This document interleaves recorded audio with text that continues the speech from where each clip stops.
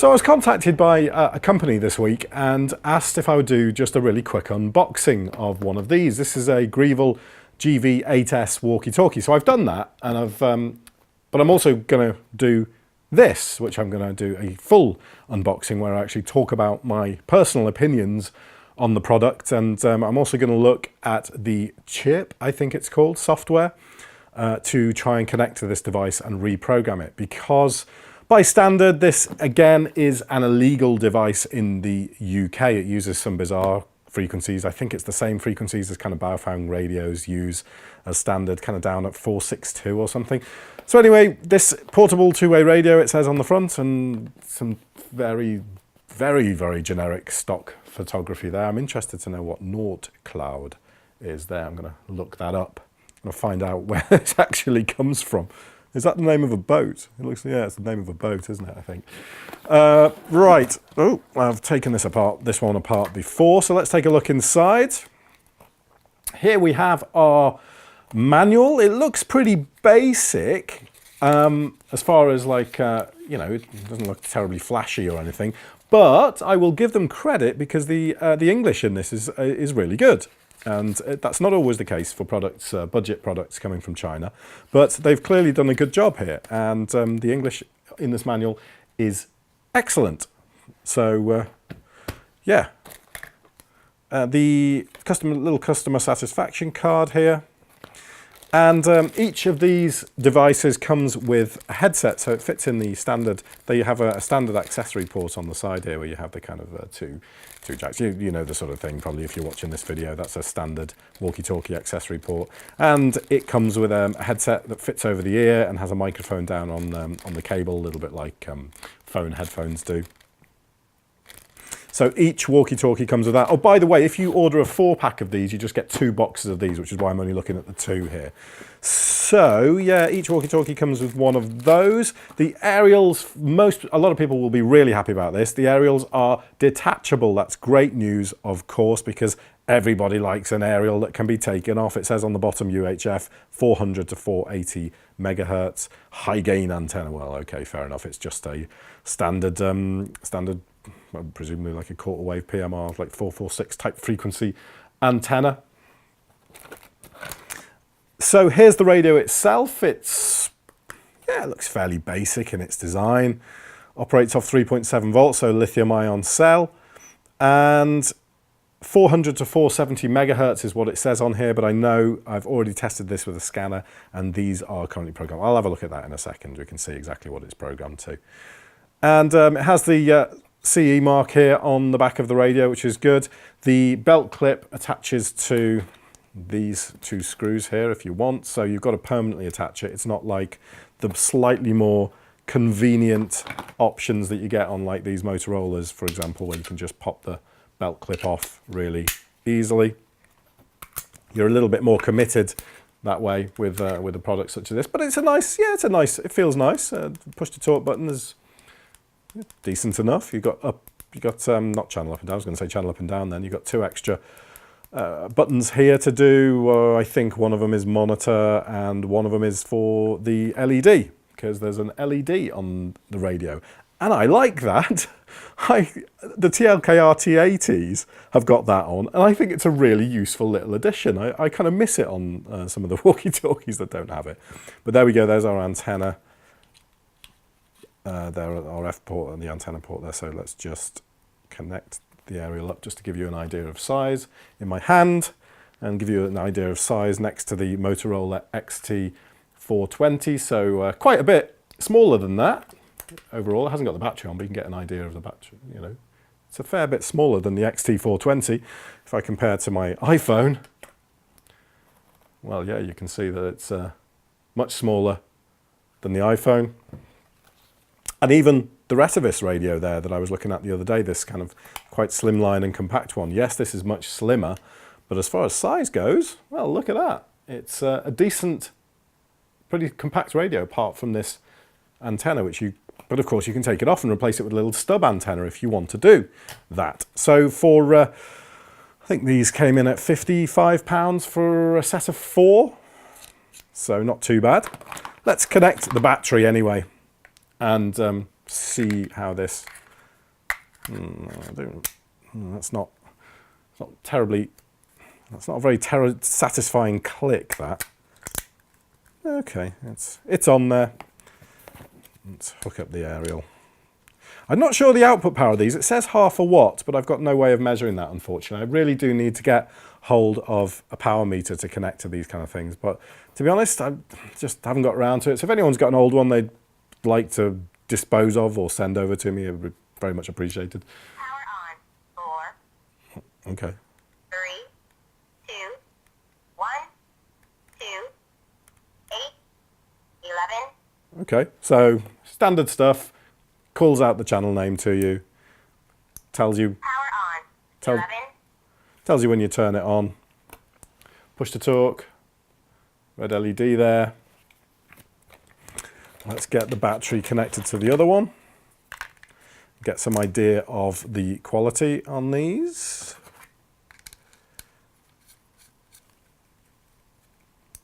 Power on.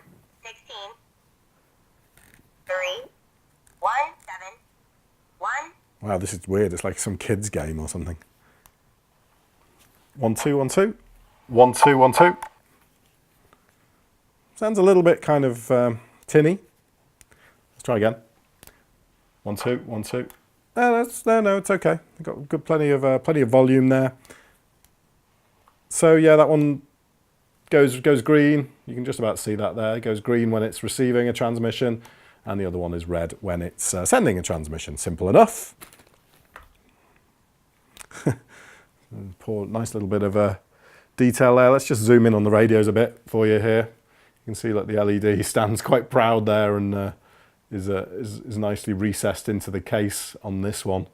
Not sure whether that's meant to be like that or what, or whether that one's been pushed in. Don't know. But there we go. Yeah, there's your LED. It's just now messed up my camera. Okay. So one concern I did have, the two little lanyards here, one concern I had was the fact that these are mains chargers. There is no way of charging these via any kind of USB, and this is a mains device that goes straight into the back of the charger here, and this has no kind of certificate, no kind of safety standards or certification on this at all.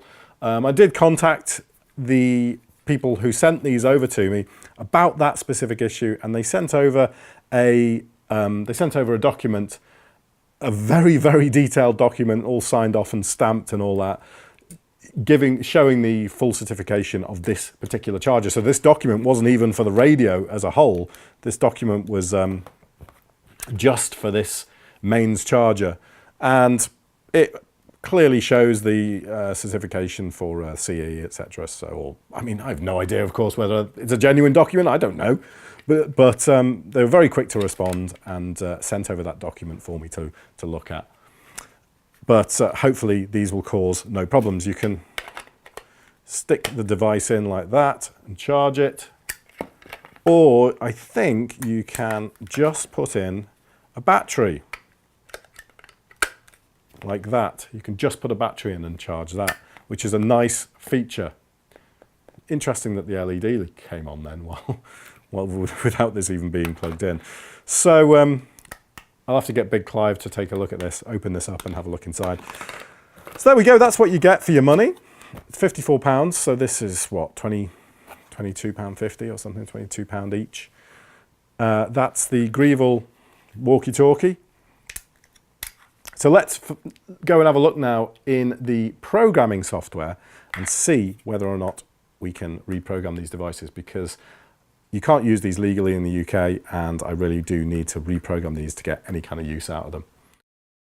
So I'm now scanning this on PMR 446, and this radio here has been reprogrammed to be UK legal. So hopefully now on channel 1,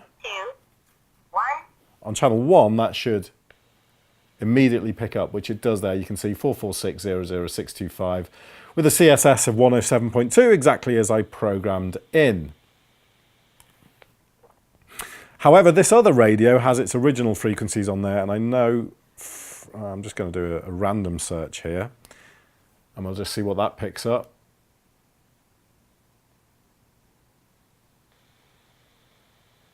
All right, so we got 462.125, 69.3. Is that channel 1? Yeah, that's channel 1. Let's try channel 2. 462.225 with no tone at all. Let's just try 3. 462.325, again, no tone. 4.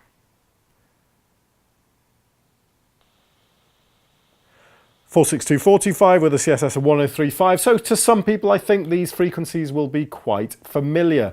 And yeah, they are a nonsense in this country. You can't use them for anything. So let's get into the software and show you how to reprogram this. It's dead straightforward, and yeah, it's no problem to do at all. So you can get these working for legal use in the UK. If you do want a bit of extra power, you can't do it legally, but these are sent, I think, they're set to high power. So these are probably 2 watts out, would be my guess. And I've reset them to 0.5 of a watt. But if you do want to use them in 2 watts, with 2 watts, then you have a slightly higher power radio.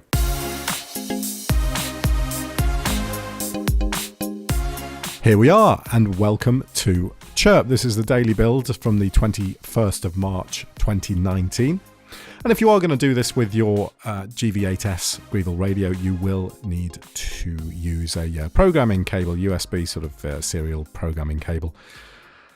And as soon as you plug that into the radio, the red light comes on. As long as the walkie-talkie's turned on and if the connection's up and running, you'll see the red LED appear on the radio. So if I just close this down and go to download from radio, I can have my COM port here. It automatically detects that COM5 is in use, and you can choose your radio type here, Greaval GV-8S. So let's download the information from the radio as it is at the moment. And there we go. These are the frequencies that we saw there on the scanner. Bit of a mix that they've got programmed in here. I don't know, this seems to be a standard thing. So yeah, as I mentioned before, the power on this device is set to high. So although they are advertised as, I think they're advertised as 0.5 of a watt, I would probably think that these are going to be 2 watt devices in their default configuration. So you can just change any of these, and you want to really, you know, for standard tones and stuff, for standard squelch tones, you just want to set it to a T-squelch there, TSQL, and set your tone here accordingly, and then just reset all your frequencies. So what I did, I took the Retevis RT22 radio that I did the other day, and I downloaded the image from that and then saved that to an image and then copied the frequencies across. So what I have now is if I open this here, I have an actual image that I created on the other radio. And you see this here. This is the one that I've just programmed in. So I've set the mode to narrow FM to make it a 12.5 kilohertz bandwidth, set the power to low, and set all the tones to 1072 because that just happens to be the one that I use. So now in Chirp, you can select all of these, so you should be able to. There we go. You can select all of these and you can just do a straight copy. And in fact, to be honest, I could probably just upload this straight to the radio, but I'm going to put this, click on the first location of the lot you want to do, edit and paste. And then it comes up with overwrite location, and you can just say all locations. So now I've got all my channels, channel location 1 to 16, with the information from this particular image here, and switch back to the radio that's connected right now. And I can just do a straight upload to radio, and it confirms the COM port again. Click OK. And that's it. That's all there is to it. That's the radio programmed to PMR 446 across the UK and Europe. As a walkie-talkie, it performs well. It just is like any other walkie-talkie of this price range, you know. They all work, they all do the job, and yeah, it sounds okay. And from what I've tried so far, I haven't done any range tests on it. It's going to perform as well as pretty much any other walkie-talkie of this type. It comes in a good package, so yeah, you get your mains charger with it, you get your earpiece with it, you get your lanyard with it, so it comes as a good sort of complete package if that's what you need, and that's all for pretty much the same amount of money as you might get a walkie-talkie for. That's just a sort of standard, you know, I was looking at the RT22 not long ago, and that's just a USB charging, but it doesn't even come with a USB charger. And I like the fact that it has a detachable aerial.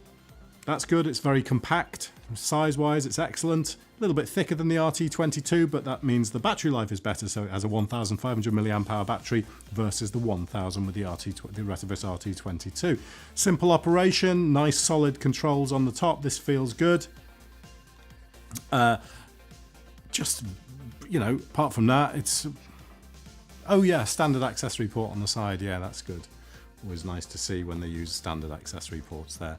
So what don't I like about it? Well, I just find that the build quality of it isn't up to the same standards, and I'm putting this, you know, I'm not saying this is comparing this to kind of Kenwood or Motorola. I'm comparing this to Retevis or, you know, something similar to that. The build quality isn't quite up to that standard. It's just got a couple of points on it that I don't like. And for example, the screws here on the back where the belt clip attaches, these are, they fit nicely and it's nice and sturdy. This is solid, but it just, as far as the way you fit it on, it just feels a little bit botchy. The molding on the bottom, the battery doesn't fit quite right, so it's not flush, which means that it doesn't sit flat on the surface. It wobbles around, and that can be very, very irritating. The battery itself, if you take a look at it,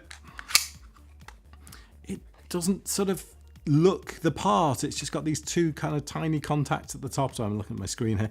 The two tiny contacts at the top, and it just doesn't seem that sturdy. And the power itself is provided just here. You can just see the two power connectors there. So water only has to get through this one tiny little gap here to be right at the power connectors with the battery.